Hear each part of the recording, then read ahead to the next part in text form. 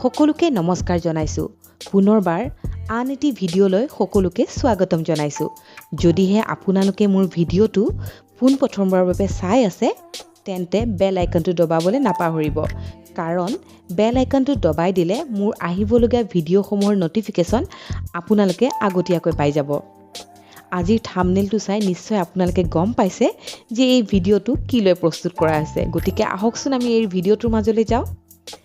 ৰাতিপুৱা হ'ল দিনটোৰ আৰম্ভ, কাৰণ ৰাতিপুৱা উঠিয়েই আমি প্ৰথমে যি দেখোঁ বা যি কৰোঁ তাৰ প্ৰভাৱ পৰে আমি গোটেই দিনটোত কৰা কাৰ্যৰ ওপৰত।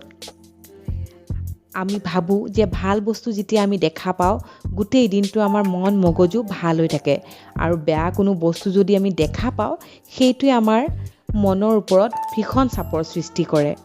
ফলত কাৰ্যটো আমাৰ ব্যাঘ্ৰত জন্মে, কাৰণ আমাৰ দিনটো যিখিনি আমি কাম কৰোঁ যদি আমি ৰাতিপুৱাই বেয়া বস্তু দেখোঁ আমাৰ মনটো এনেই বেয়া লাগি থাকে। গতিকে এতিয়া আমি জানো আহকচোন ৰাতিপুৱা শুই উঠিয়েই কোন তিনিটা বস্তু চোৱাটো একেবাৰে উচিত নহয় বাস্তৱমতে। প্ৰথমটো হৈছে ৰাতিপুৱা শুই উঠিয়ে আইনাত মুখ দেখাটো বাস্তৱমতে একেবাৰে উচিত নহয়। ইয়াৰ দ্বাৰা নেতিবাচক শক্তি প্ৰভাৱ আপোনাৰ গোটেই দিনটোৰ বাবে থাকি যাব পাৰে। গতিকে একেবাৰে মুখ হাত ধোৱাৰ পিছত বা স্নান কৰাৰ পাছতহে আইনাত মুখ চোৱাটো মংগলজনক হয়। দ্বিতীয়তে হৈছে ৰাতিপুৱা শুই উঠিয়েই নিজ চাহ বা আনৰ চাহ কেতিয়াও চাব নালাগে। বিশ্বাস কৰা হয় যে নিজৰ চাহ বা আনৰ চাহ যদি ৰাতিপুৱা শুই উঠিয়ে চোৱা হয় তেতিয়াহ'লে আপোনাৰ জীৱনলৈ দুৰ্ভাগ্য নামি আহিব পাৰে। ইয়াক অশুভ হিচাপেও মনা হয় বাস্তৱমতে। তৃতীয়তে হৈছে ৰাতিপুৱা উঠিয়ে কোনো যুদ্ধ, হিংসা বা ভয়ানক কোনো ছবি চাব নালাগে। এনে ছবিসমূহৰ পৰা নিগেটিভিটি এনাৰ্জি নিৰ্গত হয়।